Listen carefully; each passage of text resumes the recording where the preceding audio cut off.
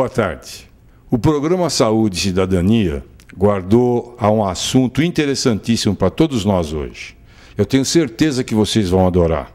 Mesmo porque ele angustia todas as pessoas. Imaginem as nossas crianças.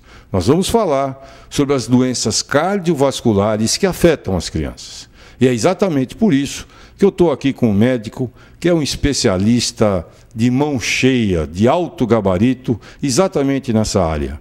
Dr. Marcelo Salum. Dr. Marcelo, boa tarde. Boa tarde. Primeira pergunta que eu gostaria de fazer para o senhor. Quais são os grupos de doenças cardiovasculares que mais afetam as nossas crianças?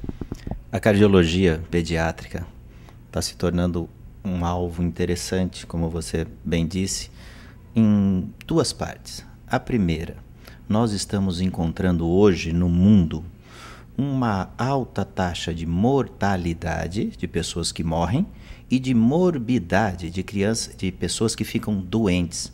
Mais ou menos, para você ter uma ideia, 700 milhões de pessoas no mundo padecendo daquilo que o pessoal, de um modo geral, já sabe, que é a doença cardiovascular, infarto, derrame, pressão alta, obesidade, diabetes.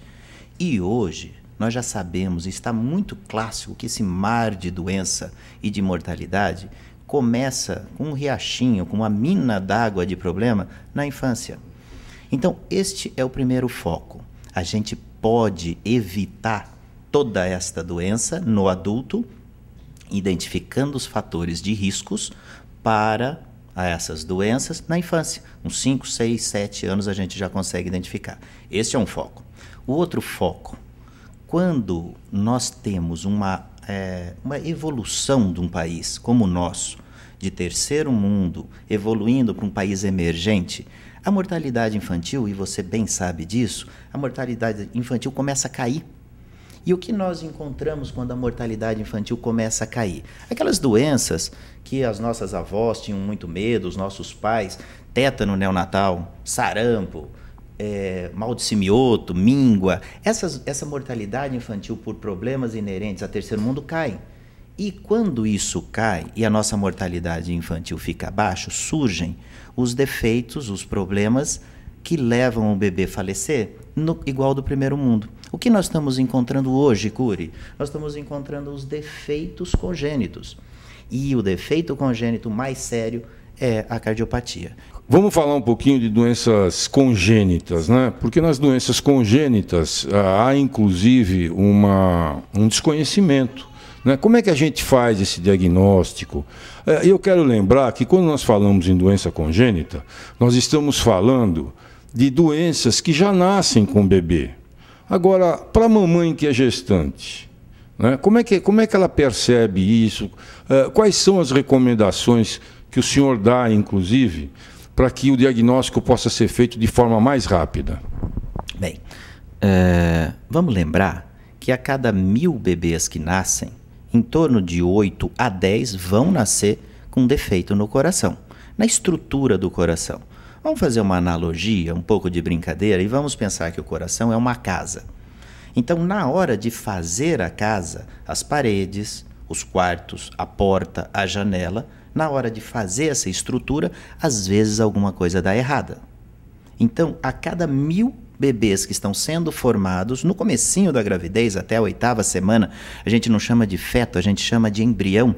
Nesta hora, ou vem uma ordem, como se fosse uma planta do arquiteto errada, e o nosso mestre de obra ali na barriguinha da mãe vai fazer a estrutura da casa errada, ou vem a ordem certinha, mas coisas externas vão, como alguma droga que a mãe toma, uma infecção viral, um pesticida que a mãe inala, alguma coisa externa vai nessa planta e borra a planta. E a estrutura do coração, que é uma casa, vamos pensar assim, ela é formada de maneira errada, errônea. Imagina uma casa, Cury, onde você faz um quarto sem uma janela e uma porta. Vai servir para quê? Então, ali, quando o embrião está sendo formado, o coração, a casinha do coração está sendo formada, por uma ordem genética ou por alguma coisa externa, é feita a estrutura errada. E vem na gravidez, pode até se ajeitar na gravidez, mas quando vem o parto, que é o momento mais dramático do ser humano, corta a placenta, corta cordão, respira, e a casa do coração tem que funcionar, se não tiver bem, se não tiver legal, começa a vir sinais e sintomas. E aí a criança começa a ficar roxa, Depende. não respira. Vamos pensar então que é a casa? Se está faltando uma porta, se está faltando uma janela, se é um quarto isolado ou se é sem janela, sem porta, são vários tipos. Dá para você brincar com a sua imaginação numa casa mal feita. Dá para a gente imaginar que o coração tem diversos tipos de defeitos. Cada tipo de defeito vai dar um sintoma. Basicamente a gente tem 2. O nenê roxo, cianótico, que não consegue fazer oxigenação, o coração não consegue bombear o sangue para o pulmão não consegue devolver, o nenê vai ficando roxo e falece. Ou o nenê que tem muito sangue indo errado para o pulmão fica como uma esponja molhada, pesada, e o bebê fica cansado, pálido, não consegue mamar direito. A gente chama isso de taque dispneico. O que é isso? O coração acelerado, feito uma maquininha, aquele tanquinho Miller, não consegue respirar, não consegue bater direito, gasta energia e o neném não ganha peso. Então a mãe sente que vão passando as semanas e o bebê vai ficando cansado, magro, pálido, sudoreico, transpirando e acaba tendo uma pneumonia e falecendo. Basicamente são esses os 2 defeitos. Doutor Marcelo, rapidamente, como é que essas mães podem ter certeza que o seu nenê está bem ou elas podem descobrir que o nenê não vai bem? Isso é feito no pré-natal, doutor Marcelo? Sim, não só isso, mas seria muito bom, aproveitando a deixa aqui do seu programa, que é excelente, e o que você está fazendo, é deixar claro para a população que hoje 70% dos nenês que falecem ou têm problemas depois que eles nasceram, 70% poderia ser evitado. É o pré-natal. Campo Grande tem um bom pré-natal. Está muito longe de ser ideal, mas tem um bom pré-natal. E a gente pode melhorar ainda mais, precisando da população, da gestante que insiste em buscar os seus direitos. Mas voltando à tua pergunta, quando você tem um pré-natal que identifica o defeito, a casinha do coração com uma estrutura errada, é muito mais tranquilo da gente cuidar, porque a gente pode fazer uma coisa maravilhosa, Curi, que é equacionar o parto. Imagina você, gestante, com o seu nenezinho que tem um problema, que a casinha do coração está com a estrutura errada. Imagina que ele vai nascer e vai nascer roxo, vai nascer com um problema sério. Imagina que vai fazer um parto normal numa boa maternidade como Moreninha. Mas lá não tem quem saiba o problema do coração. Lá não tem máquinas que vão fazer o diagnóstico. E se o nenê nascer lá, não vai ter uma UTI. Você imagina o desespero de um pediatra que vê um nenê roxo, não sabe o que é? Arrumar uma vaga na ambulância, arrumar uma UTI que está difícil e chegando na UTI fazer o diagnóstico? Às vezes não dá tempo da gente tratar, operar, cuidar. Então, não é ideia nossa.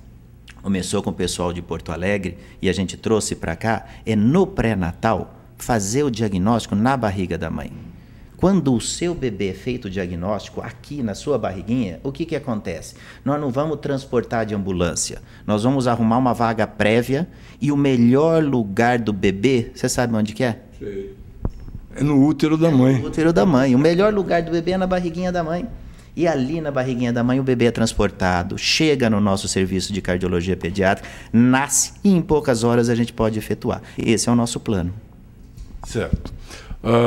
Doutor Marcelo, eu vou contar aqui para os nossos telespectadores, porque gentilmente, doutor Marcelo, ele convidou 2 clientes para estarem aqui conosco hoje. Um cliente ou uma cliente é uma gestante exatamente na situação que o doutor Marcelo acabou de explicar, em que já se percebeu que o bebê que está na barriguinha da mãe tem um probleminha cardíaco. E nós vamos acompanhar o exame que o doutor Marcelo vai fazer. E o segundo convidado é uma menininha, uma gracinha. Essa também tem uma história muito interessante e que já foi submetida à cirurgia e o doutor Marcelo vai acompanhar, então, agora o resultado da cirurgia. Não saiam daí. Fazemos um intervalo e já voltamos com toda essa situação que eu acabei de explicar.